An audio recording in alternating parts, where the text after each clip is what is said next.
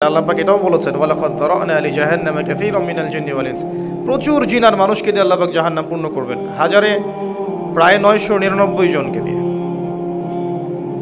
আর ইবলিস তার চ্যালেঞ্জে তাহলে সার্থক হবে, যেহেতু সে চ্যালেঞ্জ করেছে আমি তাদের বেশিরভাগকেই জাহান্নামে নিয়ে যাব। আর আল্লাহ পাক তাই বলছেন আমি বেশিরভাগকেই জাহান্নামের জন্য সৃষ্টি করেছি। ইভেন আমাদের নবী সাল্লাল্লাহু আলাইহি ওয়াসাল্লামও বলেছেন 72টা দল জাহান্নামে যাচ্ছে। আর যে একটা জান্নাতে যাবে, যত সেক্টেরিয়াল ডিভিশন আছে তাদের সবার দলিল ওইটাই, মা আনা আলাইহি ওয়া আসহাবি, সবারই একই দলিল। আলটিমেটলি মনে হয় আমরা কেউই তার উপরে নাই, মা আনা আলাইহি ওয়া আসহাবি। সাহাবায়ে কেরাম রাদিয়াল্লাহু আনহুমের মাঝে অনেক বিষয়ে মতপার্থক্য ছিল, ইখতিলাফ ছিল, ইফতিরাক ছিল না। আমাদের মধ্যে ইখতিলাফের চাইতে ইফতিরাকটা বেশি, এটাই মুসলিমদেরকে দুর্বল করে দিয়েছে। আর এই দুর্বলতা সহসাই কাটিয়ে ওঠা সম্ভব নয়, ইল্লা মাশাআল্লাহ। প্রসঙ্গে আসি, আল্লাহ পাক পরীক্ষা নিলেন আদম আলাইহিস সালাম এবং হাওয়া আলাইহিস সালামকে, বললেন গাছের কাছে যেও না, ফালা তাকরাবা হাদিহি শাজারা। কি গাছ এটা বড় কথা না, গাছের ফলের নাম কি এটা বড় কথা না। ঠিক যেমন কত সালে ঈসা আলাইহিস সালাম আসবেন এটা বড় কথা না, ইমামুল মাহদি কত সালে আসবেন এটা বড় কথা। ননসেন্স প্রশ্ন। অনেক সময় ননসেন্স প্রশ্ন নিয়ে আমরা পাতার পর পাতা খরচ করি লিখতে গিয়ে, সময়ের পর সময় খরচ করি, যে বিষয়গুলো নিয়ে তর্ক করে বা কথাবার্তা বলে আদতে কোনো ফায়দা নাই, কোনো কনক্লুশনে আসা যাবে না, এগুলো নিয়ে আমরা বেশি সময় নষ্ট করছি। এর ফলশ্রুতিতে উম্মার আজকে অবস্থা হয়েছে। তো গাছের কাছে চলে গেলেন, কেন গেলেন? ইবলিস একটা প্রতারণা করেছে। ভালোবাসার মানুষের সাথে প্রতারণা হয়। ইবলিস একটা প্রতারণা করেছে, তুমি যদি গাছের ফল খাও তুমি ফেরেশতা হয়ে যাবে, কখনো মরবে না, চিরস্থায়িত্বের টোপ দেওয়া হয়েছে। আমাদের আদি পিতা এবং মা আলাইহিস সালাম তারা ডিসিভড হয়ে, এটা আদম আলাইহিস সালাম এবং হাওয়া আলাইহিস সালাম বুঝতে পারেননি। ঠিক আমরা যারা ভুল করি জীবনে চলার পথে, আমরাও কিন্তু বুঝতে পারি না এটা ভুল পথ, শয়তানের এটা ধোঁকা, মাদকে আসলে কোনো শান্তি নাই, গার্লফ্রেন্ড আসলে কোনো শান্তি দিতে পারবে না, মিউজিকে আসলেই কোনো শান্তি নাই, জুয়া লটারি এগুলোতে কোনো শান্তি নাই, বেনামাজি থাকা রোজা না রাখা এগুলোতে শান্তি নাই, যাকাত না দেওয়া সুদ খাওয়া দুনিয়ার মোহ, আদতে এগুলোতে কোনো শান্তি নাই, এটা আমরা বুঝতে পারি না। শয়তান আমাদেরকে বুঝায় এগুলোতে শান্তি আছে। তুমি প্রশান্তি খুঁজছো, গান শোনো, মন শান্ত হবে। প্রশান্তি খুঁজছো, সিগারেটে একটা টান দাও, আস্তে আস্তে গাঁজা খাও, তারপরে আস্তে আস্তে মাদকে যাও, অ্যালকোহল খাও, ইয়াবা খাও, শান্তি পাবা। ও কিন্তু ডিসিভ করে আমাদেরকে। অনেক ক্ষেত্রে আমরা নেক্সট সুরতেও ডিসিভড হই, নেক্সট সুরতে, এবং এটার সংখ্যা দিন দিন বাড়ছে। আমরা যারা মনে করি আমরা রাইট ট্র্যাকে আছি, দেখা যায় নেক্সট সুরতে আমরা ধোঁকা খেয়ে যাই। জনবল দেখে, অনেক সময় দলীয়করণ দেখে, অনেক সময় সুন্নতকে বেদাত দিয়ে আমরা কনভার্ট করি, অনেক সময় তাওহীদে শিরক মিশাই দেই। দেখবেন নেক্সট সুরতে অনেকে কবর পূজা করছে, মাজার পূজা করছে, বেদাতি আমল করছে, নেক্সট সুরতে ধোঁকা। অনেকে হারামকে ঘুরিয়ে হালাল করে খাচ্ছে, নেক্সট সুরতে। ইভেন পুরুষদের জন্য সবচেয়ে বড় ফিতনা নারী, এখানেও আমরা নেক্সট সুরতে ধোঁকা খাই। বাহ্যিকভাবে যেটাকে ভালো মনে হয়, আসলে কাছে গেলে দেখা যায় ভালোর ভাও নাই তার মধ্যে। তো ডিসিভড হয়েছেন আমাদের আদি পিতা, প্রতারিত হয়েছেন, এবং এর ফলশ্রুতিতে আল্লাহ পাক তাকে জিজ্ঞাসা করেছেন আমি যে তোমাকে নিষেধ করলাম তারপরেও তোমরা কেন গেলে? ইবলিস ভুল করেছে, আল্লাহর আদেশ অমান্য করেছে, তওবা করে ফিরে আসে নাই। কিন্তু আদম আলাইহিস সালাম দেন ইউটার্ন করে তওবা করে ফিরে এসেছেন। এখানে একটা বিষয় আছে, আদম আলাইহিস সালাম তওবার ভাষাগুলো নিজে নিজে শেখেননি, আল্লাহ তাকে শিখিয়ে দিয়েছেন। এখান থেকে একটা ভালোবাসার নিদর্শন আছে। আল্লাহ পাক চাচ্ছেন তার সৃষ্টিকে ক্ষমা করতে, এই কারণে আল্লাহ পাক তাকে তওবার ভাষা শিখিয়ে দিলেন। ফাতালাক্কা আদামু মির রাব্বিহি কালিমাত, আল্লাহ পাক শিখিয়ে দিয়েছেন। দোয়াটা ছিল রব্বানা যালামনা আনফুসানা ওয়া ইল্লাম তাগফির লানা ওয়া তারহামনা লানাকুনান্না মিনাল খাসিরিন। কিন্তু জান্নাতে থাকা হলো না, ক্ষমা পাওয়া হলো। পৃথিবীতে চলে আসলাম, নির্দিষ্ট সময় দিলেন আল্লাহ পাক। চিরস্থায়ী পৃথিবীতে থাকা হবে না, কারো 50, 60, 70, 80, 100, 200, 1000 এক সময় না এক সময় তাকে যেতে হবে। এবং এটা আল্লাহ পাক নিজের হাতে রেখেছেন, কাউকে জানান নাই, ইলমে গায়েবের খবর। এটাই পরীক্ষা। যদি আমরা সবাই আল্লাহকে দেখতে পেতাম তাহলে পরীক্ষা বলে কিছু থাকতো না। এই কারণে ইমানের 6 পিলারকে আল্লাহ পাক গায়েবে রেখেছেন। আল্লাহ, মালায়েকা, আসমানি কিতাব সমূহ, নবী রাসূলগণ, পরকাল, তাকদীর আমাদের জন্য টোটালি গায়েব। সাহাবায়ে কেরাম কমসে কম রাসূল সাল্লাল্লাহু আলাইহি ওয়াসাল্লামকে তো দেখেছেন, আমরা সেটাও দেখি নাই। আগেকার মানুষ কমসে কম তাওরাত, জাবুর, ইনজিল এগুলো দেখেছিল, আমরা সেটাও দেখি নাই। ইভেন এখন তো আমরা কোরআনও দেখি না চোখ দিয়ে। অনেকে এমনও প্রজন্ম আছে কোরআন দেখেনি চোখ দিয়ে, অবাক হবেন না। তো আল্লাহ পাক পরীক্ষা নিচ্ছেন। যখন পৃথিবীতে পাঠানো হয়েছে, ওই যে জ্ঞান দিয়ে ইনস্টল করে দিয়েছেন, দুনিয়াতে ভালো মন্দ বুঝে আল্লাহ পাকের ইবাদত করা, দুনিয়ার জীবনটাকে কাজে লাগানো এবং পরকালে যেন আবার ওই জান্নাতে ফিরে যাওয়ার চেষ্টা করা হয়।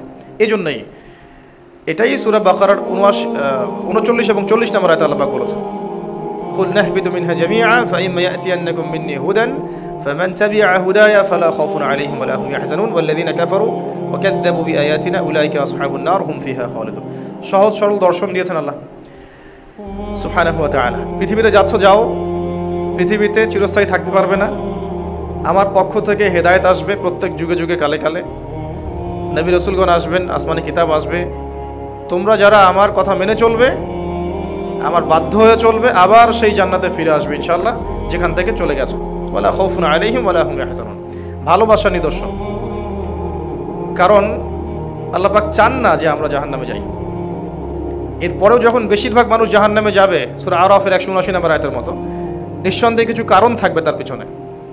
কারণগুলো আল্লাহ পাক বলেছেন, লাহুম কুলুবুন লা ইয়াফকাহুনা বিহা, তাদের হৃদয় ছিল উপলব্ধি করতো না। ওয়ালাহুম আযানুন লা ইয়াসমাউনা বিহা, কান দিয়েছিলাম শুনতো না। ওয়ালাহুম আ'য়ুনুন লা ইউবসিরুনা বিহা, চোখ দিয়েছিলাম দেখতো না। এই অপরাধের কারণে আমরা জাহান্নামে যাচ্ছি আর কি। জ্ঞান দিয়েছি, তারপরেও কলব দিয়ে উপলব্ধি করবে না, কান দিয়ে শুনবে না এবং চোখ দিয়ে দেখবে না। পৃথিবীতে আসার পরে তিনি একমাত্র মানুষ নন, বরং তার থেকে আস্তে আস্তে আস্তে আস্তে অনেক প্রজন্ম তৈরি হয়েছে। একদম আদম আলাইহিস সালাম থেকে শুরু করে আপনি মুহাম্মদ সাল্লাল্লাহু আলাইহি ওয়াসাল্লাম পর্যন্ত আসেন, প্রজন্মের পর প্রজন্ম চলে গেছে, শতাব্দীর পর শতাব্দী। কখনো নূহ আলাইহিস সালামের যুগ, তো কখনো ইব্রাহিম, কখনো মূসা, তো কখনো ঈসা, কখনো ইউসুফ, কখনো ইসহাক, ইয়াকুব, ইসমাইল ইত্যাদি, দাউদ এবং সুলাইমান, শুআয়ব, হুদ এবং সালেহ, এবং সর্বশেষ নবী মুহাম্মদ সাল্লাল্লাহু আলাইহি ওয়াসাল্লাম, আমরা যার উম্মাহ হওয়ার সৌভাগ্য লাভ করেছে। এরপরে কোনো নবী আসবে না, যতই দাবি করা হোক না কেন, এরপরে কোনো নবী আসবেন না। যদি আসতো তাহলে উমর রাদিয়াল্লাহু আনহু নবী হতেন। তো যদিও বা হাদিসে এসেছে 30 জন ভণ্ড নবীর উৎপাত হবে মুহাম্মদ সাল্লাল্লাহু আলাইহি ওয়াসাল্লামের ইন্তেকালের পরে, তার মধ্যে 3 জন হচ্ছেন মহিলা। যাই হোক, এই পুরো ফেজটাকে যদি আপনি দেখেন, শতাব্দীর পর শতাব্দী আল্লাহ পাক একই সুন্নাহ অ্যাপ্লাই করেছেন। আসমানি কিতাব নাজিল করেছেন, নবী রাসূল পাঠিয়েছেন, মানুষকে তারা সঠিক পথে ডেকেছেন, এবং যারা আল্লাহর কিতাবগুলোকে মেনেছিল, নবী রাসূলকে মেনেছে, আল্লাহ পাক তাদেরকে দুনিয়াতেও সফল করেছেন, পরকালে সফল করেছেন।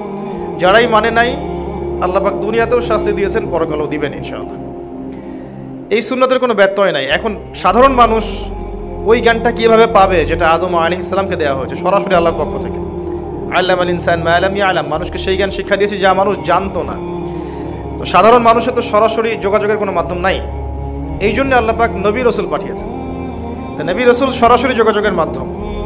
নবী রাসূল কিভাবে তাদের কাজ করেছেন? আসমানি কিতাবের মধ্য দিয়ে। নিজের মন গড়া কোনো কথা কোনো নবী বলেননি, কোনো রাসূল বলেন নাই। আসমানি কিতাব এসেছে, তারা সেটাকে ব্যাখ্যা করেছেন। প্রতিটা ওয়ার্ড তারা আল্লাহর শেখানো কথাই বলেছেন, নিজের মন গড়া কোনো কথা বলেন নাই। এখন এই জায়গায় এসে যারা নবী রাসূলের সোহবত পেয়েছেন তারা তো সৌভাগ্যবান। যারা নবীগণকে দেখেছেন, সোহবত পেয়েছেন, ঈমান নিয়ে এসেছেন, আসমানি কিতাব শিখেছেন, আমল করেছেন, জান্নাতে চলে গেছেন, তারা তো সৌভাগ্যবান। এরপরে কি? যে জেনারেশন কোনো নবীকে পেল না, যেমন আমরা কোনো নবীকে পেলাম না, দেখলাম না চোখ দিয়ে, কাছাকাছি যেতে পারলাম না, তাদের সোহবতে গিয়ে দিন শিখতে পারলাম না, তাদের সাথে আল্লাহর পথে কাজ করতে পারলাম না, নবীর পিছনে এক ওয়াক্ত নামাজও পড়তে পারলাম না, আমাদের জন্য কি? তাদের জন্য আল্লাহ পাক বলেছেন আল আম্বিয়া ওয়ারাসাতুন, নবীগণ এর উত্তরাধিকারী হচ্ছেন আলেমগণ। আল উলামা ওয়ারাসাতুল আম্বিয়া, আলেম ওলামাগণ হচ্ছেন নবীদের উত্তরাধিকারী। তাহলে আপনার সামনে আমার সামনে একটা অপশনই বাকি আছে, আলেম ওলামা। এছাড়া আপনি আমি সরাসরি কোরআন সুন্নাহর কাছে যেতে পারছি না, কারণ ওই যোগ্যতা আমার নাই। কোরআন পুরোটা দিয়ে দেওয়া হোক এবং সমস্ত হাদিসের কিতাব আপনার সামনে দিয়ে দেওয়া হোক, এমন যদি বলা হয় যে আপনি গবেষণা করে স্কলার হয়ে যান, এরপর দিন পালন করেন, পসিবল? এত সহজ না। যারা মনে করে এটা খুবই সহজ, তারা সহিভুল পথে আছে। জি, যারা মনে করেন এটা খুবই সহজ, তারা সহিভুল পথে আছে। এর চেয়ে সফট এবং ভদ্র কোনো ল্যাঙ্গুয়েজ আমার কাছে নাই। এটা কিভাবে অ্যাচিভ করতে পারবে? সাহাবায়ে কেরাম রাদিয়াল্লাহু আনহুম তারা শিখেছেন, তাদেরকে দেখে যারা শিখেছেন তাদের জেনারেশন, তারপর জেনারেশন, তারপর জেনারেশন, এভাবে জেনারেশন বাই জেনারেশন কিন্তু এই কাজটা করেছে। এবং এখন দেখা যায় ওলামায়ে কেরাম, মুহাদ্দিসিন কেরাম, মুস্তাহিদ যারা আছেন, মুফাসসির, তারা আম্বিয়া নবীগণের উত্তরাধিকারী, তাদের কাছে আপনি এই জ্ঞানগুলো পাবেন। কিন্তু এখন দেখা যাচ্ছে সবাই সমান নয়। এখানে আপনি দেখছেন দলীয় বিভক্তি আছে, সাম্প্রদায়িকতা আছে, একজন এক একভাবে ব্যাখ্যা করছেন। কেউ তরিকার দোহাই দিয়ে, কেউ মাযহাবের দোহাই দিয়ে, কেউ বা দলের দোহাই দিয়ে, কেউ সংগঠনের দোহাই দিয়ে, একজন এক একভাবে কোরআন সুন্নাহকে ব্যাখ্যা করছেন। এই জায়গায় সাধারণ মানুষ গিয়ে বিপাকে পড়ে যায়, আমি যাব কোথায়, করবোটা কি? তারা কিন্তু জ্ঞান চাচ্ছে আর সবাই জ্ঞানের দোহাই দিচ্ছে। এখানে বুঝতে হবে যে বেশিরভাগ দাড়ি টুপির পিছনে প্রকৃত ইসলাম নাও থাকতে পারে, দাড়ি টুপির জুব্বা পাগড়ির পিছনে প্রকৃত ইসলাম নাও থাকতে পারে, কিন্তু থাকবে। তাদের মধ্যেই নবীগণের উত্তরাধিকারী আছেন। যেহেতু আল্লাহ পাক বলেছেন কুনু মা'আস সাদিকিন, সত্যবাদীদের সাথে থাকো, এই আয়াত তো কিয়ামত পর্যন্ত থাকবে। তার মানে কিয়ামত পর্যন্ত সত্যবাদীরা থাকবে।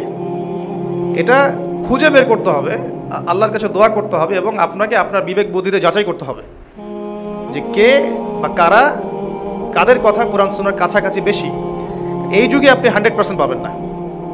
এটা আমাদের অবস্থা। এর পরের জেনারেশন, আমার মেয়ের কি হবে, আমার ছেলের কি, আপনার ছেলে মেয়ে ভাই বোনের কি হবে? তারা কাদেরকে পাচ্ছে? তারা আমাদের মধ্যে কোনো আলেমকে পাবে। আর যত দিন যাচ্ছে ঈমান আমল তাকওয়ার মান তো আরো কমছে। যে আমাকে ওস্তাদ হিসেবে পেল আর যে আব্দুল্লাহ বিন ওমর রাদিয়াল্লাহু আনহুকে ওস্তাদ হিসেবে পেয়েছে, এটা কি সমান? আমি যাকে ওস্তাদ হিসেবে পাচ্ছি আর আমার দাদার দাদার দাদা যাকে ওস্তাদ হিসেবে পেয়েছে, তারা কি সমান? না হতে পারে।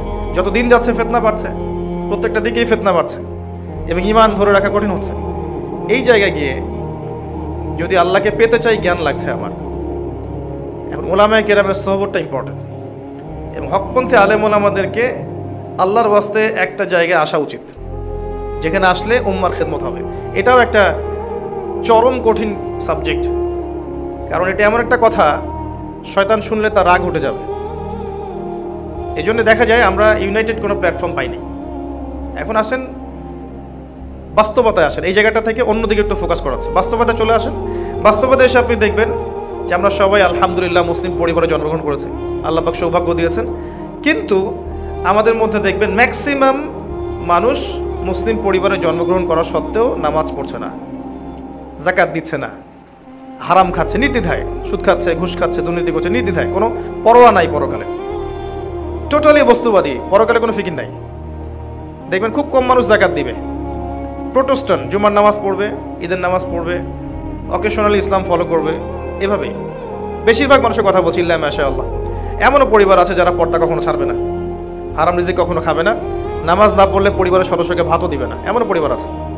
কিন্তু এদের সংখ্যা নিতান্তই কম, ম্যাক্সিমামের সংখ্যায় এমন বেশি। এই জায়গায় আপনি ফিতনাগুলো বাস্তবতা উপলব্ধি করবেন। সামনে দেখবেন যে আপনি যে সেক্টরে যাচ্ছেন, পড়াশোনার সেক্টরে যাচ্ছেন, প্রপারলি ইলম পাচ্ছেন না, জব সেক্টরে যাচ্ছেন, হালাল পাচ্ছেন না, আপনি সাংস্কৃতিক ক্ষেত্রে যাচ্ছেন, সেখানে আপনি ইসলাম পাচ্ছেন না, আপনি মিডিয়া যাবেন, ধোঁকাবাজি ছাড়া কিছু পাবেন না, আপনি সোশ্যাল লাইফে যান, দেখবেন সোশ্যাল কাঠামো ভেঙে যাচ্ছে, পরিবারগুলো দেখেন কাঠামো ভেঙে যাচ্ছে, প্রতিটা জায়গায় যে ফাসাদ। আর আল্লাহ পাক উত্তরণের পথ বলছেন জ্ঞান, আর আমরা চিন্তা করছি কিভাবে জান্নাতে যাব এবং আমাদের পরবর্তী প্রজন্মকে কেমন করে সেভ করব। জটিল সমীকরণ মিলাবেন কিভাবে? আমি কি বুঝাতে পারছি? অনেক উঁচু লেভেলে কথা বলছি, হয়তো অনেকের হয়তো বুঝতে সমস্যা হচ্ছে। সমীকরণ কঠিন, মিলাবেন কিভাবে? এখন আমি একটু সহজ করে দিই।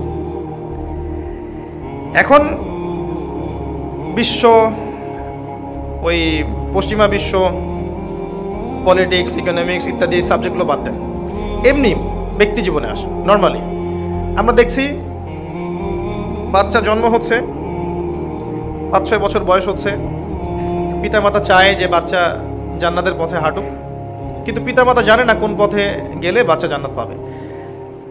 ব্যাগের একটা বোঝা কাঁধে দেওয়া হলো এবং সে মাশাআল্লাহ স্কুলে চলে গেল বা অন্য মাদ্রাসায় গেল। বেশিরভাগ মানুষ জেনারেল শিক্ষিত, তাই এদিকেই যাচ্ছে বেশি। বছরের পর বছর সে তার বইয়ের সংখ্যা বাড়তে থাকলো এবং তার কাঁধের বোঝা বাড়তে থাকলো, তার উপর চাপ বাড়তে থাকলো, সাবজেক্ট বাড়ছে, টিচার বাড়ছে, প্রাইভেট বাড়ছে, কোচিং বাড়ছে। একটা পর্যায়ে সে এসএসসি, এইচএসসি, ইন্টার পাস করলো মাশাআল্লাহ, এবং এই পুরো পরিবেশটাতে সে ফ্রি মিক্সিংয়ে ছিল।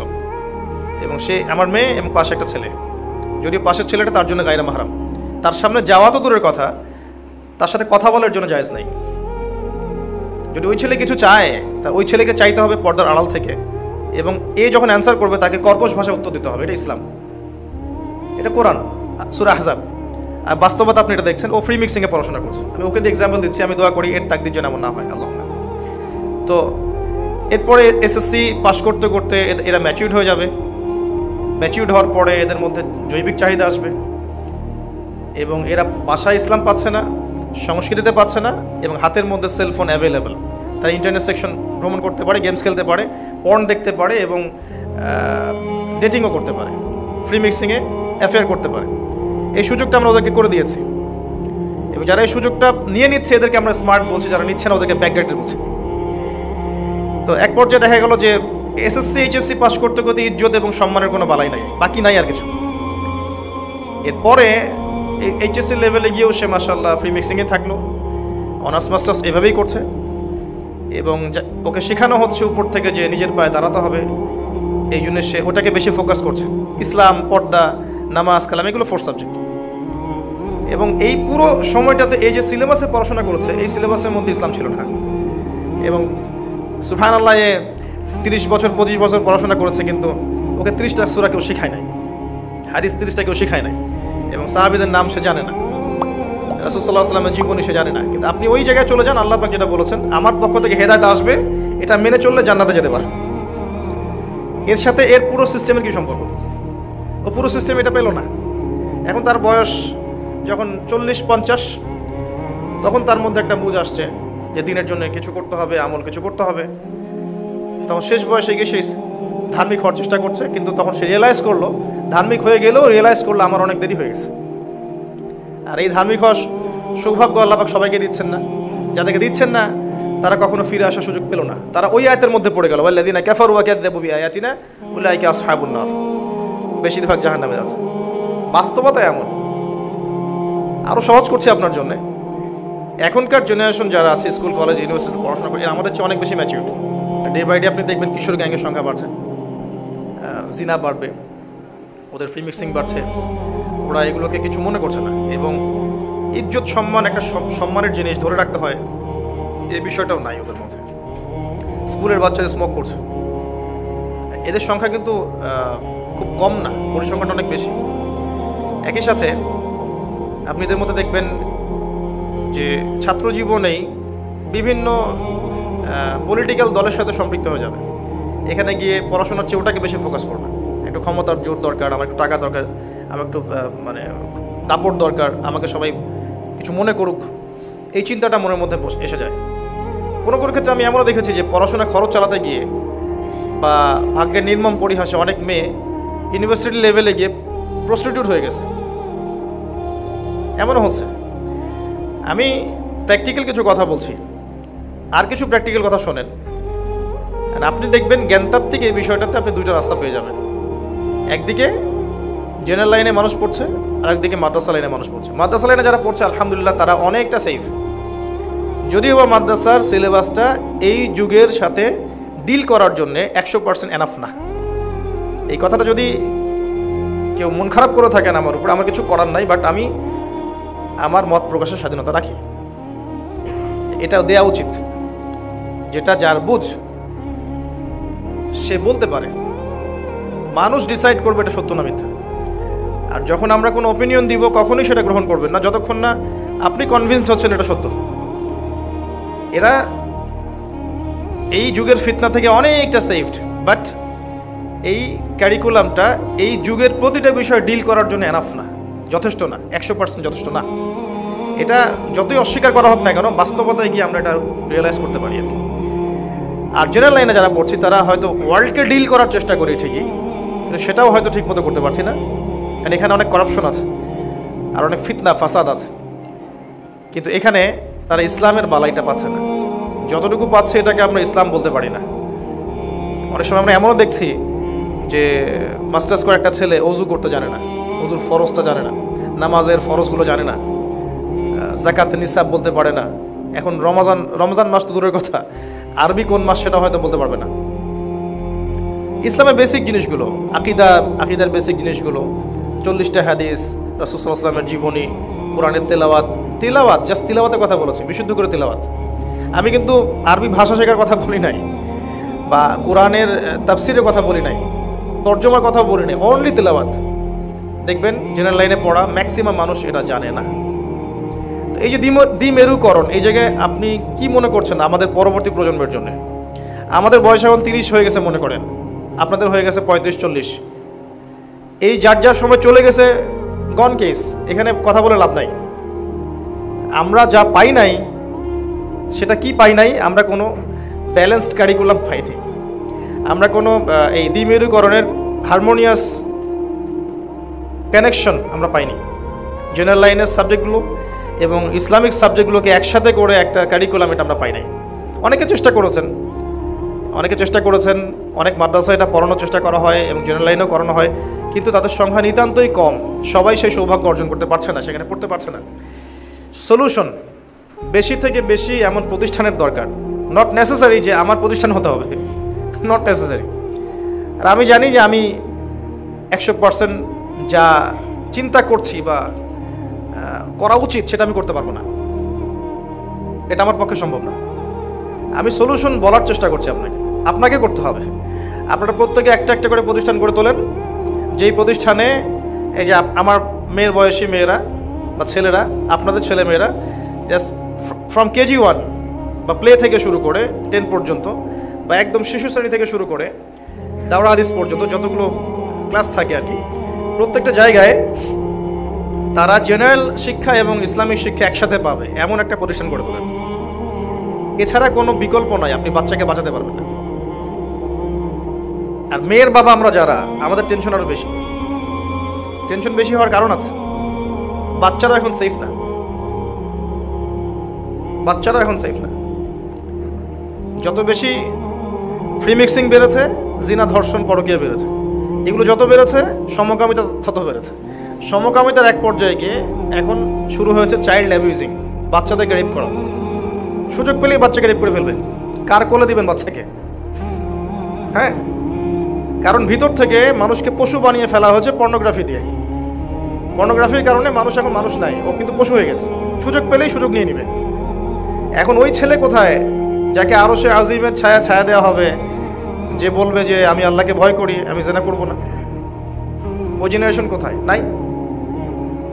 এখন আপনারা করেন, আমরা 100% করতে পারবো না, কিন্তু আমি একটা কনসেপ্ট শেয়ার করতে পারি। কনসেপ্টটা শেয়ার করার পরে যদি আপনারা এটাকে হজম করতে পারেন বা চিন্তা ফিকির করে যার এলাকায় যার ক্যাপাবিলিটি অনুযায়ী এমন প্রতিষ্ঠান করতে পারেন যেখানে জেনারেল শিক্ষা, ইসলামিক শিক্ষা একসাথে দেওয়া হবে, এবং এই শিক্ষাটা শিখলে আপনার সন্তান জঙ্গি হয়ে যাবে না। এই শিক্ষাটা শিখলে আপনার সন্তান সন্ত্রাসী হবে না, সে সুনাগরিক হবে, সে এই জাতিকে নেতৃত্ব দেওয়ার যোগ্যতা অর্জন করবে ইনশাআল্লাহ। সে হবে সুনাগরিক এবং একজন ভালো মানুষ। সবচেয়ে বড় কথা হচ্ছে একটা ভালো মানুষ। ভালো মানুষটা বেশি ইম্পর্টেন্ট। ইসলামিক লেবাস নিয়ে যদি আমি ভালো মানুষ হতে না পারি, আমার লেবাসের কোনো দাম নাই আসলে। ভিতর থেকে ভালো সৎ কিনা এটা ইম্পর্টেন্ট। সে সৎ হবে ইনশাআল্লাহ, কারণ তার কাছে ওহির জ্ঞানও থাকবে, জেনারেল উপকারী জ্ঞানগুলো থাকবে। ফর এক্সাম্পল, সে কোরআন শিখবে, কোরআনের তিলাওয়াত, অনুবাদ, আরবি ভাষা, আরবি সাহিত্য, হাদিস, তর্জমা, এগুলো শিখবে। ফিকহ শিখবে, আকীদা শিখবে। এগুলো আস্তে আস্তে ক্লাস বাই ক্লাস যাবে, এক ক্লাসে তো সব শিখবে না। অল্প অল্প করে সে শিখতে থাকবে, 1 বছর 2 বছর 3 বছর 4 বছর 10 বছর 12 বছরের সিলেবাস। এর পাশাপাশি বাংলা ভাষা শিখবে। আমাদের মাতৃভাষা নিয়ে আমরা গর্ব করি, নিঃসন্দেহে গর্ব করি, কিন্তু দেখবেন আপনি আমরা কিন্তু বেশিরভাগ মানুষ বিশুদ্ধ বাংলায় কথা বলি না, এবং ইংরেজিতে কথা বলে আমরা স্মার্টনেস মনে করি, বাংলাকে অতটা গুরুত্ব দিই না। অনেক ক্ষেত্র আছে যেখানে ইংরেজিতে কথা না বললে আপনি খেয়াল করে দেখবেন আপনার চাকরি হচ্ছে না। তাহলে বাংলায় ওকে ছেড়ে দেন, মতো করে বাংলায় কি হলো? তাহলে বিষয়টা হচ্ছে বাংলাকে গুরুত্ব দিতে হবে, প্রজন্মকে দেশের ইতিহাস শেখাতে হবে, মুক্তিযুদ্ধের যে সংস্কৃতির কথা বলা হয় এটা শেখাতে হবে বাচ্চাদেরকে, তাদেরকে জানাতে হবে জুলুম কি জিনিস, প্রতিবাদ কি জিনিস। আপনি কি মনে করেন যে এখনকার এই টিকটক প্রজন্ম যদি দেশের জন্য কিছু করার প্রশ্ন আসে এরা জীবন দিবে? বুদ্ধি প্রতিবন্ধী প্রজন্ম বা এখনকার যুব সমাজ ম্যাক্সিমাম যারা টাকার পিছনে ছুটছে বা গার্লফ্রেন্ডের পিছনে ছুটছে বা যে পর্নোগ্রাফিতে আসক্ত, মাদকদ্রব্য সেবন করছে, এরা কি দেশের জন্য জীবন দিবে? তাই মনে হয় এরা কি আমাদের বাপদাদাদের মতো? তাহলে ওই প্রজন্ম তো তৈরি করতে হবে। এখানে বাংলা শেখাতে হবে, ইংরেজি শেখাতে হবে, ম্যাথামেটিক্স শিখতে হবে, সায়েন্স শিখতে হবে। সায়েন্স না শিখলে সে তো সামনের বিশ্বকে ডিল করতে পারবে না। আপনি যে সেক্টরই পড়াশোনা করার কথা বলেন, ফিজিক্স আপনি সায়েন্স বলেন, কমার্স বলেন, আর্টস বলেন, যে সেক্টরই বলেন, ওই জ্ঞানগুলোর তো দরকার আছে, কিন্তু ল্যাকিংসটা কোথায়? ল্যাকিংসটা হচ্ছে ইসলামিক বেসিক নলেজগুলো তারা পাচ্ছে না, এবং তারা সুদীর্ঘ কাল ধরে যে পড়াশোনা করছে এই পড়াশোনায় তারা সেগুলো শিখতে পারছে না। এটাই সমস্যা। এই জন্য সলিউশন একটা, আমার দৃষ্টিভঙ্গিতে একটা সলিউশন, সেটা হচ্ছে যদি এমন কিছু করা যায় যে যেই প্রতিষ্ঠানগুলো আছে এখন বর্তমান, সবগুলো তো পসিবল না, যারা বেসরকারি প্রতিষ্ঠান ব্যক্তি মালিকানায় চলছে বা কমিটির আন্ডারে চলছে, আপনারা সিলেবাসে পরিবর্তন নিয়ে আসেন। এমন সিলেবাস লঞ্চ করেন যে সিলেবাসে আপনার বাচ্চা Islamic education, general education both একটা হারমোনিয়াস কানেকশন পাবে, এমন সিলেবাস দরকার। তাহলে দেখবেন ইনশাল্লাহ আমার মেয়ে এদিকে ডক্টর হতে পারবে, একই সাথে সে দেখবেন আলেমাও হতে পারবে ইনশাল্লাহ। আপনার ছেলে ইঞ্জিনিয়ার হতে পারবে, দেখবেন সে ইনশাল্লাহ ফকিহ হয়ে গেছে। সম্ভব। আগেকার সলফে সালেহিন তারা সবই ছিলেন, তারা আলেম ছিলেন, কারি ছিলেন, হাফেজ ছিলেন, ফিলোসফার ছিলেন, সায়েন্টিস্ট ছিলেন। কেমিস্ট্রির বেস কে দিয়েছে, ফিজিক্সের বেস কে দিয়েছে, মেডিকেল সায়েন্সের বেস কে দিয়েছে? আমার পাশে একটা ডক্টর বসে আছে, জিজ্ঞাসা করে দেখেন মেডিকেল সায়েন্সের বেস কে দিয়েছে? আমাদের প্রজন্ম আল-কেমির নাম জানে না, এখন জাবির ইবনে হাইয়ামের নাম জানে না। আমাদের প্রজন্ম এখন আল রাজি তাদের নাম জানে না, ইবনে সিনার নাম জানে না। আমরা সবাই দিয়েছি ইসলামিক ব্যক্তিত্বরা এগুলো বেস দিয়েছে। এখন আপনি দেখান একজন আলেমকে যে ডাক্তার হতে পেরেছে, বা একজন ডক্টরকে আপনি দেখান যে ফকিহ হতে পেরেছে। তাহলে একটা দ্বিমুখীকরণ। আমি জানি সবাই সব হতে পারবে না, কিন্তু একটা লেভেল পর্যন্ত জ্ঞান থাকা উচিত। সবাই সব হতে পারবে না, একজন ডক্টরকে ফকিহ হতেই হবে জরুরি না, সে বেসিকটুকু জানবে, এটা জরুরি। বেসিক বলতে কি, সে সালাতের ইমামতি করতে পারবে, আকীদার বিষয় ক্লিয়ার থাকবে, কোরআন সে পড়বে, পড়ে বুঝতে পারবে, হাদিসগুলো নিয়ে সে কথা বলতে পারবে, সে দায়ী হতে পারবে, সে অবশ্যই দায়ী হতে পারবে। সে ইসলাম এবং বিজ্ঞানকে সমন্বয় করে মানুষকে বোঝানোর ক্ষমতা রাখতে হবে তাকে। একজন ইকোনমিক্স যে অর্থনীতি সেক্টরে কাজ করে, সেও মাশাআল্লাহ ইসলাম এবং যাকাত এই বিষয়গুলো জানতে হবে, ইসলামিক ইকোনমিক্স কি তাকে জানতে হবে। যে পলিটিশিয়ান তার জানা উচিত যে ইসলামিক জিও পলিটিক্স কি জিনিস। যে একজন শিক্ষক তার জানা উচিত যে ইসলামিক শিক্ষা কি, কিভাবে শেখাবো, জেনারেল শিক্ষা কি, কিভাবে শেখাবো। প্রতিটা ডিপার্টমেন্টেই এই দুইটা শিক্ষা ব্যবস্থাকে একত্রিতকরণের প্রয়োজন আছে। এখন এটা 2022 সালে বসে বলছি, এটাও হচ্ছে একটা কষ্টের কথা। এর আগে যে কেউ চেষ্টা করেনি এমন নয়, এখনো যে করছে না এমন নয়, কিন্তু আমি যেটা বলতে চাচ্ছি সেটা হচ্ছে যে চেষ্টাগুলো চাহিদার তুলনায় যথেষ্ট না। এখন নতুন করে আপনি প্রত্যেকটা জায়গায় একটা করে প্রতিষ্ঠান তো করতে পারবেন না, ডিফিকাল্ট। কেমন করে করবেন? তাহলে যারা বেসরকারিভাবে প্রতিষ্ঠান চালাচ্ছেন, শিক্ষা প্রতিষ্ঠানের কথা বলছি, তারা কিন্তু সিলেবাসে পরিবর্তন আনতে পারেন। এতে করে আপনার প্রতিষ্ঠানটা কোনো ক্ষতি নাই, বরং মানুষ আপনার প্রতিষ্ঠানেই বাচ্চা বেশি দিবে। কারণ প্রত্যেক পিতামাতা এখন চায়, ম্যাক্সিমামই চাচ্ছে যে আমরা না হয় খারাপ হয়ে গেছিলাম, আমার সন্তানটা যেন ভালো হয়। আল্লাহর কসম করে বলছে, আজকে এমন একজন মানুষ আমাকে মেসেজ করেছে, সলিউশন চাচ্ছে। সচরাচর মেসেজগুলো আমি পড়ার সময় পাই না, এই জন্য অনেকে আমাকে অনেক রকম অবজেকশনও করে যে ভাই সালামের অ্যান্সারটুকু কি দেওয়া যায় না? আসলে ভাই 7,000 সালামের অ্যান্সার দিয়ে আমার পক্ষে সম্ভব না। তো খুললেই দেখবেন 6,000 মেসেজ, 7,000 মেসেজ, সম্ভব না। কিন্তু কখনো কখনো মাইন্ড রিল্যাক্স থাকে, দু একটা মেসেজ পড়। আজকে একটা মেসেজ, ভাগ্যের নির্মম পরিহাসে একজন মেয়ে আস্তে আস্তে আস্তে আস্তে সে তার জীবনের গল্পটা লিখেছে। আস্তে, আমি সংক্ষেপে পড়েছি, জাস্ট চোখ বুলিয়েছে। আস্তে আস্তে আস্তে এমন একটা জায়গায় চলে গেছে যেখানে তাকে 2-3টা বছর অন্যায় পথে কাজ করতে হয়েছে। আমি কি বোঝাতে পেরেছি? সে এখন তওবা করতে চায়, ইসলামে ফিরে আসতে চায়, এবং সে এখন বলছে আমি তাহাজ্জুদ পড়ি, 5 ওয়াক্ত নামাজ পড়ি, এবং আমি আজে বাজে কাজ ছেড়ে দিয়েছি। আমার কি করণীয়? আমার বিয়ের প্রস্তাব আসছে, আমি কি করব? সলিউশন জানতে চাচ্ছে। তার একটা ছেলেও আছে, তার প্রথম স্বামীর একটা ছেলে আছে। এই মেয়ে লিখছে যে ভাই আমার জন্য দোয়া করেন, আমি চাই আমার ছেলেটা যেন হাফেজ হয়।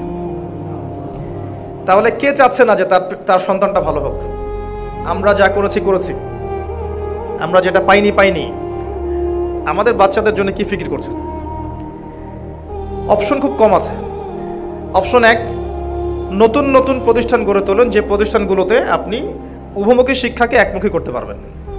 এর জন্য আপনার দরকার এই সেক্টরে যারা কাজ করেছেন তাদের পরামর্শ, তাদের সাথে দেখা সাক্ষাৎ করা, এবং তাদের সাথে পরামর্শ করে একটা সিলেবাস লঞ্চ করা। এবং সেখানে অবশ্যই গভর্নমেন্টের বইগুলো থাকবে, গভর্নমেন্টের বইয়ের বাইরে না। ইংলিশ মিডিয়ামের থেকে ইংলিশ নিতে পারেন, অ্যারাবিক মিডিয়াম থেকে অ্যারাবিক নিতে পারেন, এবং গভর্নমেন্টের যে বইগুলো আছে এগুলো থাকবে। দেখবেন আপনি সুন্দর একটা কারিকুলাম পাচ্ছেন। এখানে স্কুল কলেজ করা ডিফিকাল্ট, এখানে করতে গেলে অনেক প্রবলেম হয়ে যায়, অনেক জটিলতার সৃষ্টি হয়। মাদ্রাসা ইজি, তো বেশি বেশি মাদ্রাসা করা যেত, এটা একটা অপশন। অপশন 2, প্রয়োজনের চেয়ে মাদ্রাসা বেশি আছে বাংলাদেশে।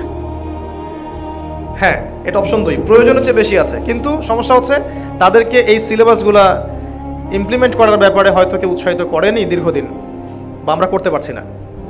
করে দেখা যায় তারা কি করেন। যদি না করেন সেখানে স্বতন্ত্র প্রতিষ্ঠান চিন্তা করতে পারবেন। এটা গেল বাচ্চাদের বিষয়। জেনারেলদের কি হবে? আপনারা মাদ্রাসায় ভর্তি হতে পারবেন না, কারণ আপনাদের বয়স এখন 25 বা 30। আবার আপনি মিজানে ভর্তি হতে পারবেন না, এবং ভর্তি হতে গিয়েও দেখেন কতজন ভর্তি নেয়। কারণ যখন এখানেও একটা মনস্তাত্ত্বিক বিষয় কাজ করে, যে কিছু মানুষ চায় না যে আপনি এখানে এসে আলেম হন, কিছু মানুষ মনে করে এগুলো তাদের পৈতৃক সম্পত্তি। এরকম অবস্থা আছে। এখানে 2 শ্রেণী মানুষ আছে। এক শ্রেণী হচ্ছে সম্পূর্ণ নিরহংকার মুক্ত আলেম, টোটালি অহংকারহীন একটা আলেমদের প্রজন্ম আছে বাংলাদেশে, যাদের সংখ্যা মাশাআল্লাহ ভালো, যাদের সংখ্যা অনেক, কিন্তু তারা এতটা হাইলাইট হয় না, আপনি দেখতে পারবেন না, খুঁজে নিতে হবে তাদেরকে, এবং তারা একটা ছবিও তুলতে চান না। হ্যাঁ, এমনই। আর এক শ্রেণী আছে যাদের মধ্যে ইলমের অহংকার আছে, আর এই অহংকারটাই কাল হয়ে দাঁড়িয়েছে আর কি। তো আপনি কি করবেন? আপনি তো ভর্তি হতে পারছেন না। আপনার সামনে অপশন হচ্ছে, আগে যেমন সাহাবায়ে কেরামের পরের জেনারেশন কথা বলছি, তারা যেমন কোনো আলেমের কাছে গিয়ে, কোনো শাইখের কাছে গিয়ে পড়ে থাকতো বছরের পর বছর, তাদের কাছ থেকে ইলম শিখতো। একজনের কাছে অ্যারাবিক গ্রামার শিখেছে, আরেকজনের কাছে তাফসীর শিখেছে, আরেকজনের কাছে হাদিস শিখেছে, এভাবে তারা শিখতো। কিন্তু তারা কিন্তু মাদ্রাসায় পড়তো না। আপনি খেয়াল করে দেখেন, আগেকার ওলামায়ে কেরাম যারা ছিলেন তারা কিন্তু কোনো মাদ্রাসায় পড়েন নাই। আলেমদের কাছে কাছে গিয়ে, এক আলেমের কাছে আরবি, এক আলেমের কাছে হাদিস, এক আলেমের কাছে কোরআন, এভাবে তারা শিখেছেন। এটা আপনার জন্য বেস্ট অপশন, যেটা আপনি দিন শিখতে চান। এভাবে আলেম ওলামা খুঁজে বের করে করে একজনের কাছে যেতে হবে। অথবা ইসলামিক ডিপ্লোমা কোর্সগুলো করতে পারেন। যেসব আলেমরা ইসলামিক ডিপ্লোমা কোর্স করাচ্ছেন, শরিয়া গ্র্যাজুয়েশন কোর্সের মতো, এই 1 বছর বা 6 মাসের কোর্সের মধ্যে আপনি ইসলাম শিখতে পারেন, বেসিক। কারণ আপনি জেনারেল লাইন থেকে ভর্তি হতে পারবেন না মাদ্রাসায়, এটা আপনার উচিত হবে না। কারণ আপনি যে সেক্টরে আছেন ওখান থেকে আপনার দিনের খেদমত করতে হবে, এই আর কি। এর বাইরে কোনো অপশন নাই। এখন রংপুর, উত্তরবঙ্গ এমনিতেই পিছিয়ে পড়া জায়গা, আপনারা জানেন। সব দিক থেকেই, not only economically but also দিনিয়াতের দিক থেকেও আমরা পিছিয়ে আছি। তো এখানে আমরা চেষ্টা করতে পারি একটা শিক্ষা প্রতিষ্ঠান গড়ে তোলার, যেখানে কয়েকটা ডিপার্টমেন্টে শিক্ষা দেওয়া হবে। ফর এক্সাম্পল, একাডেমিক ডিপার্টমেন্ট, যেখানে আমার মেয়ে আমার ছেলে, আপনার মেয়ে আপনার ছেলে, আমাদের ছেলে মেয়েরাই, বাইরের কথা চিন্তা করছি না, আমাদের ছেলেমেয়েরাই এমন একটা সিলেবাসে পড়াশোনা করবে কেজি থেকে, প্লে থেকে, যেখানে তারা ক শিখবে, এ শিখবে, এক শিখবে, আলিফও শিখবে, 4টা থাকবে এখানে। এভাবে থাকতে হবে এবং এভাবে বই অ্যাভেলেবেল। এখন কিন্তু বই অ্যাভেলেবেল না এমন না, বই বানাতে হবে এমন না, বই আছে। এগুলো পড়ানোর জন্য যোগ্য শিক্ষকও দরকার আছে। এই জায়গায় আমরা সংকীর্ণতায় ভুগছি, সংকটে ভুগছি আর কি। কারণ দুই দিকের জ্ঞানওয়ালা মানুষ খুব কম এবং বাচ্চাদেরকে পড়ানোটা ডিফিকাল্ট, বড়দের পড়ানোর মতো নয়। এখানে যোগ্য শিক্ষক শিক্ষিকা দরকার আছে। আমি চাচ্ছি না শুরু থেকেই ছেলে মেয়ের মধ্যে মিক্সিং থাকবে। অ্যাটলিস্ট ক্লাস 3 এর পরে যেন কোনো মিক্সিং না থাকে। ক্লাস 3 এর পরে যেন ছেলে মেয়ের সেক্টর ডিফারেন্ট হয়, টিচার ডিফারেন্ট হয়। এবং আমি এটাও চাচ্ছি না যে টিচারদের মধ্যেও যেন মিক্সিং না থাকে। মেয়েদের ডিপার্টমেন্ট মেয়েরা হ্যান্ডেল করবে, ছেলেদের ডিপার্টমেন্ট ছেলেরা হ্যান্ডেল করবে, এরকম একটা কাজ করতে পারি। এখানে একাডেমিক ডিপার্টমেন্টে আপনি বা আমি চেষ্টা করলে হয়তো ক্লাস 5 পর্যন্ত শুরু করতে পারি। ক্লাস 5 পর্যন্ত স্টার্ট করেছি, বাচ্চারা ভর্তি হচ্ছে, পড়াশোনা করছে। কি পড়ছে? 4টা জিনিস। তারা কোরআনও শিখছে, তারা বাংলাও শিখছে, ইংরেজি ভাষাগুলো শিখছে এবং বর্তমানে যে সাধারণ জ্ঞান অন্যান্য বিষয়গুলো প্রয়োজন, অঙ্কন, চিত্রাঙ্কন, খেলাধুলা সব করছে। শুধু এটাই সব কিছু নয়, এই বাচ্চাদেরকে ভালো পরিবেশ আবার দিতে হবে। শুধু বই আর সিলেবাস কিন্তু এনাফ নয়, ভালো টিচার দিতে হবে। এবং ভালো টিচারও এনাফ নয় যদি পরিবেশ দিতে না পারি। পরিবেশটা থাকতে হবে ইসলামিক। টিচার গিয়ে যদি তাকে বকাঝকা শুরু করে, অনইসলামিক আচরণ করে, বাচ্চা কিছু শিখতে পারবে না, শিখতে পারবে না। বাচ্চা শিখবে আমাকে দেখেই, আমি ক্লাস নিচ্ছি। বাচ্চা যদি দেখে যে আমি ক্লাসে বসে বসে কোনো একটা কথা বলছি যেটা বলা উচিত তা ক্লাসে, এমন ওয়ার্ড ইউজ করেছি, বাচ্চা ওটা শিখবে। কিন্তু কোনো একদিন আমার মেয়ে দেখেছে, কারো মাধ্যমে দেখেছে, আমি জানি না কে সে, যে সে কোনো একটা জিনিস ছুঁড়ে মেরেছে। ওই দিনই আমার মেয়ে বাসায় এসে কলম, ওর একটা খেলনা ছুঁড়ে মেরেছে। আমি এই ছুঁড়ে মারাটা ওর আগে কখনো দেখি নাই। একদিনের মধ্যেই আমার মেয়ে একটা খারাপ জিনিস শিখেছে। তো কে পড়াচ্ছে এটা ইম্পর্টেন্ট, সিলেবাসটা শুধু ইম্পর্টেন্ট না, কে পড়াচ্ছে এটা ইম্পর্টেন্ট, পরিবেশটা ইম্পর্টেন্ট। এটা দেওয়ার চেষ্টা আমরা করবো ইনশাআল্লাহ। এরপর ওদেরকে শুধু পড়ালেই হবে না, বাচ্চাদেরকে আপনি শুধু বলে বলে শেখাতে পারবেন না। দেখেন, কিছু বিষয় আছে ওদেরকে গল্পের মাধ্যমে শেখাতে হবে, খেলাধুলার মাধ্যমে শেখাতে হবে, ওদেরকে চিত্রাঙ্কনের মাধ্যমে শেখাতে হবে, ওদের খাবার ঠিক মতো তারা পাচ্ছে কিনা এটা খেয়াল রাখতে হবে। এমন খাবার ওদেরকে দেওয়া যাবে না যে খাবার খেলে ওরা অসুস্থ হয়ে যাবে। এবং শুধু পড়াশোনা না, আমরা যেমন পড়েছি আর কোচিং আর প্রাইভেট এরকম না, খেলাধুলার পরিবেশ দিতে হবে। মিনিমাম একটা করে গেম ক্লাস থাকা উচিত। মাঠে যাবে, দৌড়াবে, একটু মাটির সাথে সম্পর্ক হবে, পড়ে যাবে, উঠবে, দরকার আছে। আমরা কিন্তু এগুলো পেয়েছি আলহামদুলিল্লাহ, কিন্তু এখনকার জেনারেশন পায় না। আর যারা খেলাধুলা করে নাই ছোটোবেলায়, শৈশবে, এরা কিন্তু বড় হয়ে নেতৃত্ব দেওয়ার যোগ্যতা পায় না। নবী সাল্লাল্লাহু আলাইহি ওয়াসাল্লামকে ছোটোবেলায় ভাষা শেখানোর জন্য বেদুইনদের কাছে পাঠানো হয়েছিল এবং 2-3 বছর তাকে ওখানে রাখা হয়েছে দুরন্তভাবে দৌড়ানোর জন্য। তার ফিজিক্যাল স্ট্রাকচার অনেক শক্ত ছিল। আর আমাদের শহর কেন্দ্রিক জীবন ব্যবস্থায় বাচ্চা কাচ্চাদেরকে আমরা তোলা করে মানুষ করি, অল্পতে অসুস্থ হয়ে যায়। আগে আরবের ট্রেডিশন ছিল গ্রামে পাঠানো, বাচ্চারা গ্রাম্য পরিবেশে যেত এবং হৃষ্টপুষ্ট হতো। ওদের খাওয়া, ওদের খেলাধুলা, ওদের পড়াশোনা, পরিবেশ, টিচার, এগুলো নিশ্চিত না করতে পারলে শুধু সিলেবাস দিয়ে কাজ হবে না। এগুলো ইম্পর্টেন্ট কাজের কথা। এরপরে আসেন আমরা একটা সেক্টর করতে পারি যে জেনারেল লাইনে যে বাচ্চারা পড়ছে, সবাইকে তো আর আপনি এখানে ভর্তি করতে পারবেন না। জেনারেল লাইনে পড়ছে এমন বাচ্চা যাদের বয়স ধরেন 5 থেকে 15 এমন হতে পারে, কিন্তু পিতামাতা চাচ্ছে ওই মেয়েটার মতো আমার ছেলেটা হাফেজ হোক, কিন্তু ভর্তি করিয়েছে হয়তো ইংলিশ মিডিয়াম কোনো স্কুলে বা বাংলা মিডিয়াম কোনো জায়গায়। তাদের জন্য কি করতে পারি আমরা কিন্তু সেকেন্ড স্কুলিং করতে পারি। এটা কেমন? যে তারা বিকেলে বাচ্চাকে দিয়ে যাবে, ট্রান্সপোর্ট সিস্টেম থাকতে পারে, বাচ্চা আসবে গার্ডিয়ান সহ, বিকেল থেকে নিয়ে ঈশান নামাজ পর্যন্ত 4 থেকে 5 ঘন্টা তারা এখানে থাকবে। তাদের ড্রেস থাকবে, ইউনিফর্ম থাকবে, খাবার টিফিন সবই থাকবে এবং ওস্তাদ থাকবে তাদের জন্য। তাদেরকে আমরা কিন্তু এখানে কোরআন শেখাতে পারি এবং আস্তে আস্তে হাফেজ বানাতে পারি। ওরা পড়ছে কিন্তু জেনারেল লাইনে পড়ার পাশাপাশিও তারা সেকেন্ড স্কুলিং করে হাফেজ হচ্ছে। এটা সুযোগ আছে এবং এই সুযোগটা কিন্তু বড়দের জন্য করা সম্ভব। এটা পসিবল। আপনার সময় লাগবে 2 থেকে 3 বছর। যদি আপনি মেধাবী হন 2 বছর ইনশাআল্লাহ, যদি আরও কম মেধাবী হন 3 বছর। খুব কম মানুষেরই 4 বছর সময় লাগে, যারা একেবারে ফাঁকিবাজি করে। 2 বছরে সম্ভব, 3 বছরও সম্ভব, তবে এভারেজ ধরে রাখি আমরা যে 4 বছর লাগে। এত বছর লাগার কথা না, 3 বছর হলে হয়ে যাবে ইনশাআল্লাহ। একই সাথে শুধু হাফেজ হবে কেন, ইসলামের বেসিক বিষয়গুলো শিখবে, ডেইলি একটা করে হাদিস শিখবে, কোরআনের দু একটা আয়াত সহজ আয়াতের অনুবাদ শিখবে, মাসলা মাসাইল শিখবে, এগুলো শিখতে পারে। সেকেন্ড স্কুলিং একটা অপশন থাকতে পারে, এটা সবার জন্যে, স্কুলের বাচ্চাদের জন্যে, যারা ইয়াং তাদের জন্যে। এবং এখানে মেয়েদেরকে আমরা বাদ দিব না, মেয়েদের জন্য আলাদা মহিলা হাফেজ থাকবে ইনশাআল্লাহ। সেই হাফেজা মহিলাদের ডিপার্টমেন্টগুলো ডিল করবে, সেখানে মহিলাদের ক্লাস মহিলারা নেবে, মেয়েদেরকে আমরা সেপারেট করে তাদেরকে এভাবে হাফেজ বানাতে পারি।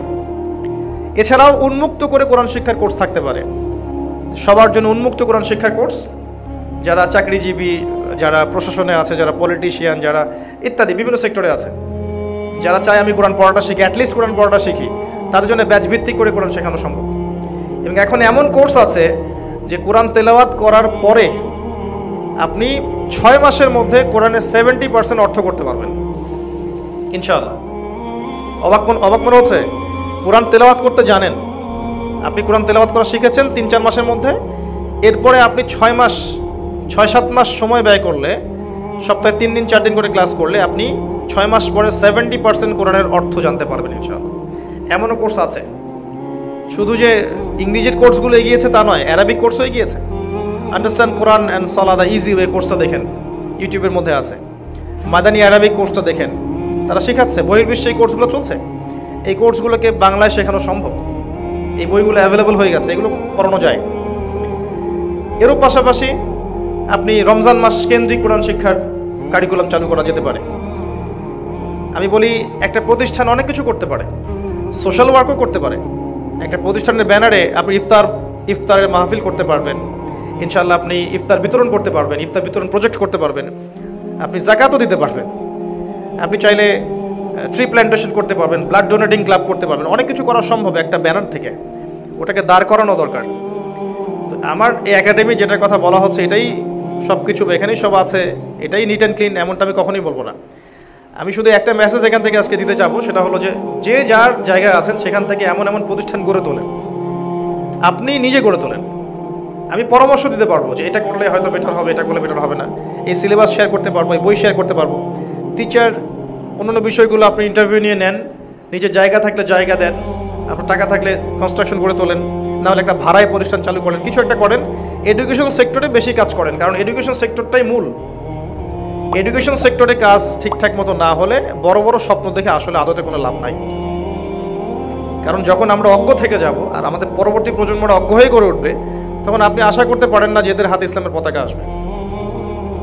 আমরা যারা এখন 30-40 বছর বসে আছি, আমরা যদি ফ্রম দ্য ভেরি বিগিনিং এরকম প্ল্যাটফর্ম পেতাম, সিলেবাস পেতাম, টিচার পেতাম, পরিবেশ পেতাম, আমাদের অবস্থা আজকে এমন হতো না। আমরা এখন আফসোস করি সবাই। আমার মনে হয় এখানে সবাই ইন্টেলেকচুয়াল অডিয়েন্স বসে আছেন। আমার কথার মেসেজ এটাই ছিল যে আমরা শিক্ষাক্ষেত্রে কিছু পরিবর্তন আনার চেষ্টা করতে পারি। এই পরিবর্তন উপরের লেভেল থেকে হয়তো বা সম্ভব না এখন, কিন্তু ব্যক্তিগত উদ্যোগে বা বেসরকারিভাবে, মাদ্রাসা ভিত্তিকভাবে, স্কুল ক্ষেত্রে বা এরকম বক্তব্য ক্ষেত্রে, এইসব ক্ষেত্রে আপনি কিন্তু শিক্ষার মধ্যে ইসলামিক বিষয়গুলো ইনক্লুড করতে পারেন। এতে করে দেশের কোনো ক্ষতি নাই, জাতির কোনো ক্ষতি নাই, উম্মারও কোনো ক্ষতি নাই, লাভ ছাড়া কোনো ক্ষতি নাই। ক্ষতি শুধু তাদের যারা ইসলামকে পছন্দ করে না, যারা কোরআনকে পছন্দ করে না, যারা সুন্নাহকে ভালোবাসে না, যারা মনে করে ইসলাম এই যুগে চলে না ওই যুগে চলত, যারা মনে করে এগুলো করলে মানুষ পিছিয়ে পড়বে, ইসলামের সাথে বর্তমান বিশ্বের কী সম্পর্ক, তাদের জন্য এতটুকু মেসেজ থাকবে যে হয় আপনি অন্ধ, অথবা আপনার অজ্ঞতা আপনাকে অহংকারী বানিয়েছে। ইসলামই সেই জিনিস, সেই রিলিজিয়ন, সেই কোড অফ লাইফ যেখানে আপনি প্রতিটা বিষয়ে সলিউশন পাবেন, অন্য কোথাও পাবেন না। এটা চিরন্তন সত্য কথা, কেউ মানুক বা না মানুক, এখানে প্রতিটা বিষয়ের সলিউশন আছে। আমরা দোয়া করি আল্লাহ পাক আমাদের মধ্যে যারা ইয়াং আছেন, যারা মাদ্রাসায় পড়তে পারি নাই, আল্লাহ পাক আমাদেরকে সেই জ্ঞান অর্জন করার তৌফিক দান করুন, যা অর্জন করলে আমরা ওহী বুঝতে পারবো এবং যেটা ফলো করলে আমরা জান্নাতে যেতে পারবো ইনশাআল্লাহ। এবং যারা মাদ্রাসা লাইনে পড়াশোনা করেছি তাদের জন্যও দোয়া থাকবে, বর্তমান বিশ্বকে ডিল করার জন্য যে জ্ঞানগুলোর দরকার সেগুলো আপনারা শিখে নেন। আল্লাহ পাক আপনাদেরকে অনেক দূর এগিয়ে দিয়েছেন, বাকিটা আপনাদের উপরে। অল্প কিছু পরিশ্রম করলে আপনারা ইনশাআল্লাহ দেখবেন যে আপনাদের মাধ্যমেই সবচেয়ে বেশি সমাজ সংস্কার হবে ইনশাআল্লাহ। আর আমাদের নারীদের দিকে ফোকাস করতে হবে। মেয়েরা শিক্ষার তেমন কোনো সুযোগ পায় না, কোরআন শিক্ষার তেমন কোনো সুযোগ পায় না, আলাদা মহিলা টিচার দিয়ে মহিলাদেরকে কোরআন শেখান, দিন শেখান, ঈমান আকীদা শেখান, ইনশাল্লাহ দেখবেন পরিবারে শান্তি আসবে তখন। আদারওয়াইজ কিন্তু পরিবারগুলো জাহান্নামের টুকরাই থেকে যাবে। আর সবশেষ যেটা মূল আমাদের আজকের এজেন্ডা বা আজকের মূল কথা, যে আমাদের বাচ্চাদের জন্য এমন এমন প্রতিষ্ঠানের দরকার যেগুলো আমাদেরকে জেনারেল শিক্ষা, ইসলামিক শিক্ষা দুটোর একটা সমন্বিত কারিকুলাম দিবে। শুধু কারিকুলাম না, শুধু সিলেবাস না, পরিবেশ দিবে, আধুনিকতা দিবে, ডিজিটাল সিস্টেম দিবে, এবং আপনার আমার ছেলে একাধারে সে যেন হাফেজও হয়, সে যেন এদিকে এসএসসিতে গোল্ডেন এ প্লাসও পায়, সে যেন এদিকে ডক্টর হয়, এদিকে একজন আলেম হতে পারে, সে ইঞ্জিনিয়ার হতে পারে, ফকি হতে পারে।